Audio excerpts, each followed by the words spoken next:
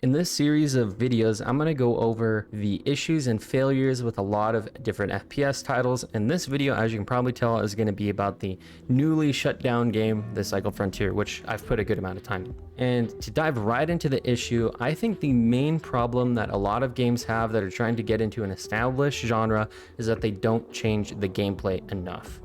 And for example, we have a lot of good different games that were successful in a new genre by changing the gameplay. So you have PUBG or H1Z1 as like the original battle royale, and then you had games like Fortnite, which changed the core gameplay of a battle royale with building and a lot of crazy gimmicky items that change the way movement works.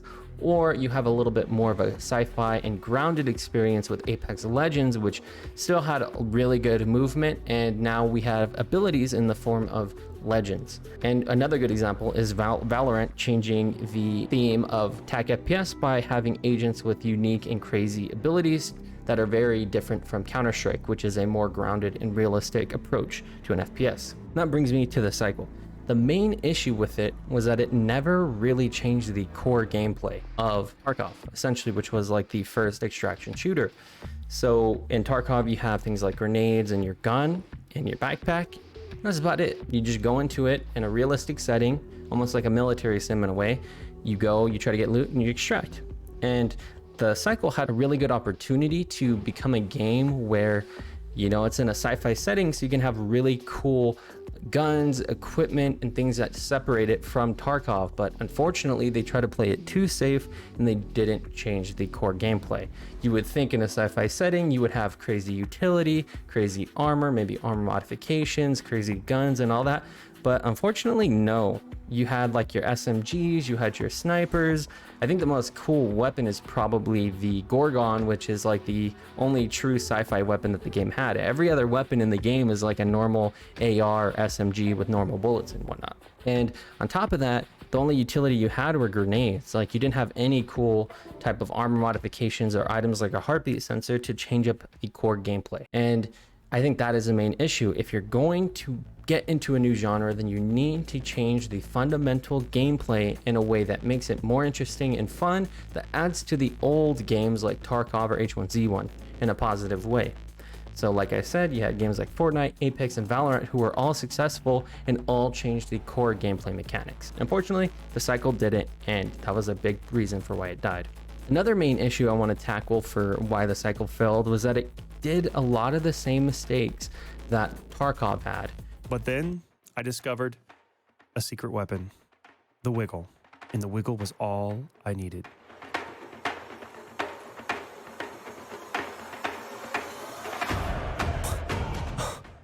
But it can't get away with that because it isn't the first in a genre.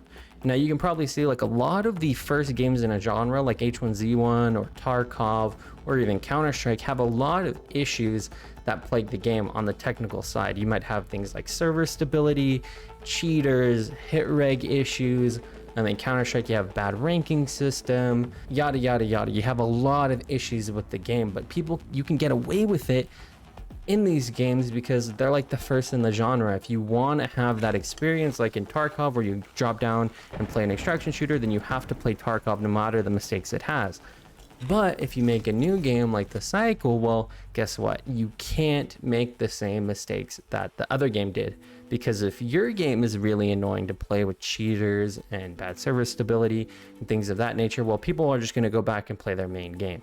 And that's kind of what happened with the cycle, I think. So some of the things that plagued the cycle was you had things like cheaters in season 1, basically killing the player base, especially in a game where it's not like an Apex or something where if you die to a cheater, you just go next.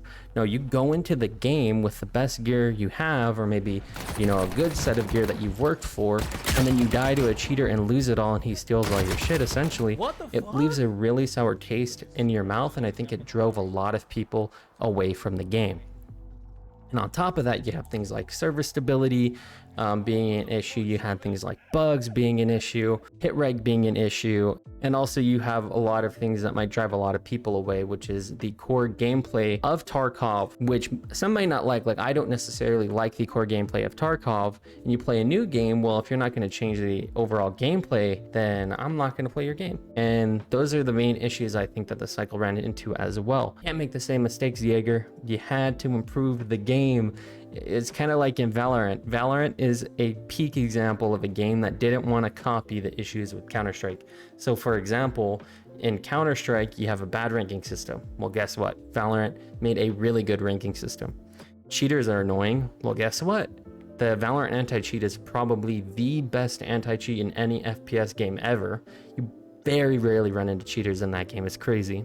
And also, the server stability and hit reg issues aren't a thing, really. Like, the game is polished to a T, and that is, I think, what keeps people playing Valorant, even if there are issues like maybe the map design isn't up to snuff, for example. At least that is one of my personal gripes as a person who's put over 1,000 hours in that game. I still play the game because if I go play anything else and I run into a cheater or issues, I'm like, man, if I was playing Valorant right now, this wouldn't be an issue.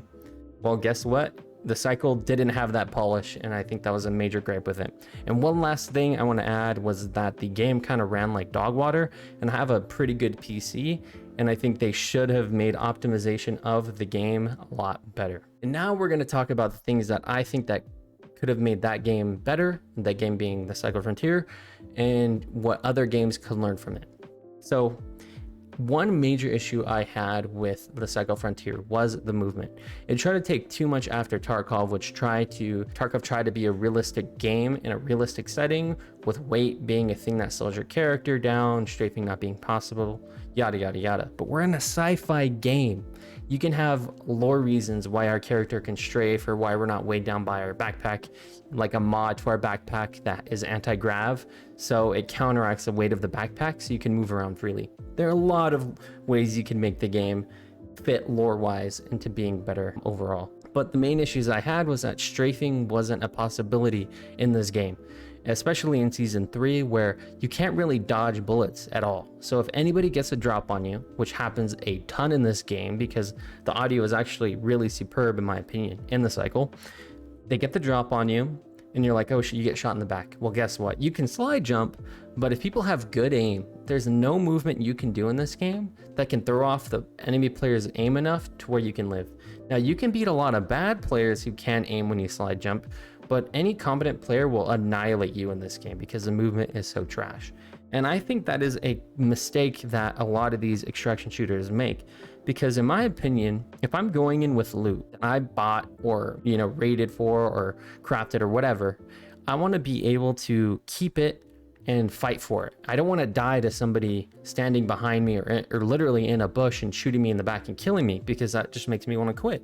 There's not a whole lot you can do when people are ratting effectively. But with better movement, you can strafe, get around a corner quicker, dodge bullets, throw off their aim, that way you can turn a fight. Take a game like Apex, for example. If you get shot in the back, well, guess what? You can strafe left and right, you can tap strafe and wall bounce and all of these things to get around the bullets of the enemy and then turn the fight in your favor. And that is what I think extraction shooters need. They don't have to be very sneaky or ratty or realistic like Tarkov. Give the players agency over the outcome of the raid. That way they can fight for their loot. And I want to dive into a little tangent, which is the slide jumping that is very prevalent in high level gameplay in the cycle. And if you don't know what slide jumping is, if you watch a player like Minda, who's very effective at it, essentially you're just spamming your slide jump left and right to circumvent the issues with the movement, because it kind of acts like strafing. But the issue with that, in my opinion, is that one, it's really gimmicky, and two, it makes the movement, it makes new players not want to learn the movement. Even me, who I feel like I'm a pretty competent FPS player, I don't want to learn to spam a slide jump, flicking my mouse left and right to try to jump in one direction and then flick back to the person and shoot them. It's just really gimmicky. And if you just have the general strafing possible, like in Apex, for example, then it gives the casual player the ability to strafe and dodge bullets without having to learn this gimmicky way of playing the game. And also, let's now go into other gameplay and customization options, which I think could have helped the game, which are modifications to the gear. Now we're in a sci-fi setting, right? And the game plays like Tarkov, like I mentioned earlier. Why couldn't we have things like boot modifications that made slide jumping and jumping in general a lot faster and made you go farther? Or you could have things like a hand mod or a grip mod where you can climb a lot more effectively around high ground. So you can climb up rocks, get to high ground and hold somebody out better.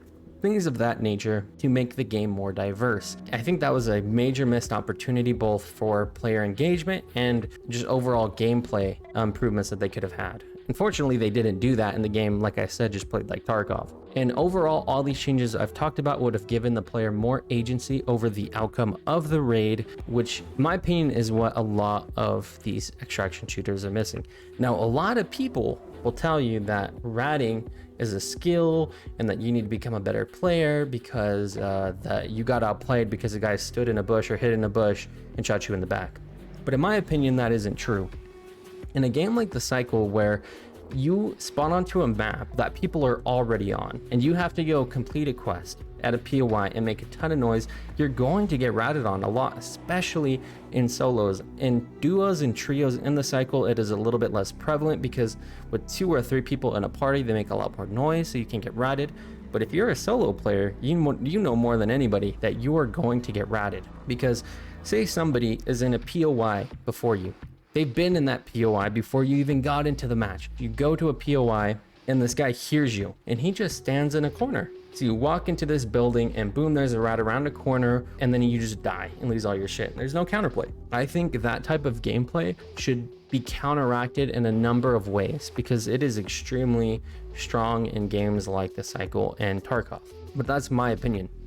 Overall, I think that The Cycle Frontier had a good fundamental basis for a good game. It looked good, had a very unique soundtrack, audio, creatures, and AI. There were a lot of really cool ideas with the game, but I think it ultimately failed at being a new game in the genre. It just tried to copy Tarkov too much. And to any new developers out there, if you want to make a game that actually makes a lot of sense and will become really huge, then you need to change up the formula of the gameplay in order to make the game more fun. But anyways, guys, that'll be it for me today. Thank you so much for watching. I'm out.